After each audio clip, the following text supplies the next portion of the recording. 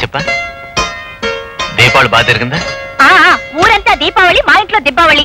ఇంట్లో ఎవరో పెడితే సరిపోతుందా? ఉండవలసిన వాళ్ళు ఉండాలి గాని ఏ రాత్రి గతి లేకపోయినా కనీసం పండగ పూట రాత్రి అయినా ఉండద్దు.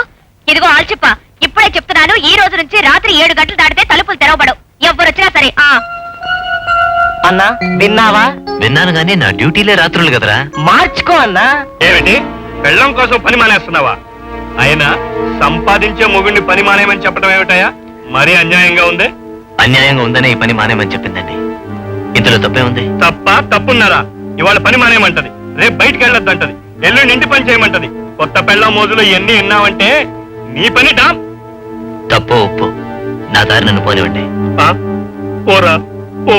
ఊహ తెలియనప్పుడు నువ్వు నా దగ్గరికి వచ్చావు. సొంత కొడుకుగా ఊహించుకొని నిన్ను అంత వాణ్ణి చేశాను. ఇప్పుడు కాదని వెళ్ళిపోయావంటే నా గుండె డామ్. సార్ అంత మాట అనకండి సార్. నా మీద ఏమాత్రం అభిమానం ఉన్నా నువ్వు ఇక్కడే ఉండాలి. సారాయి పనులు చేయనక్కర్లేదు, ఇక్కడ నాతో సాయంగా ఉంటే చాలు. సార్ నీతి తప్పని పని ఏదన్నా సరే మీకోసం నేను చేస్తాను. కానీ ఇంకేం మాట్లాడు. ఈ రోజు నుంచి మా ఇంటి వ్యవహారాలని నువ్వే చూస్తున్నావు. ముఖ్యంగా నా ముద్దుల కూతురి గార్డెన్ నువ్వే. ఈ సంగతి ఎందుకు చెప్తున్నానో తెలుసా? స్టేజ్ మీద తైతక్కలాడే ఒక ఆటగాడు ఏమీ తెలియని నా కూతురికి ప్రేమ అనే చాక్లెట్ చూపించి నాస్తి కొట్టేయాలని చూస్తున్నాడు. వాడి సంగతి చూడు.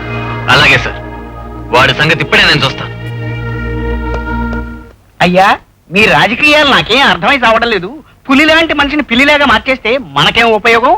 పేరులింగం అయ్యా, అందుకే అంటానయ్యా, నీ తెలివితేటలు మోకాల్లో, నీ మెదడు అరికాల్లో జారిపోయిందని. మనం పైకి రావాలంటే కొందరిని డబ్బుతోటి కొట్టాలి, కొందరిని గొడ్డలతో నరకాలి. ఇలాంటి వాళ్ళని సెంటిమెంట్ తో కొట్టాలి. అబ్బా, మీ బుర్ర బంగాళాఖాతం ఉండో దిండుంపదేగో. పొగట్టం కాదు, అర్థం చేసుకొని ఆచరించు. లేకపోతే నీ పెళ్ళంతాళి ఏమన్నావో ఏం విన్నానో, కన్నులతో మాట్లాడే భాషే వేరు. ఏదో మాయా చేసావయ్యా, మనసులతో పాటాడే రాగం వేరు. చిన్ని చిన్ని ఆసే సిరి వెన్నెల్లో నా పూసే, గుండెల్లో నీ ఊసే ఒక భాసే చేసే. గుచ్చే చూపుల్లో నా రవిచ్చే నవ్వుల్లో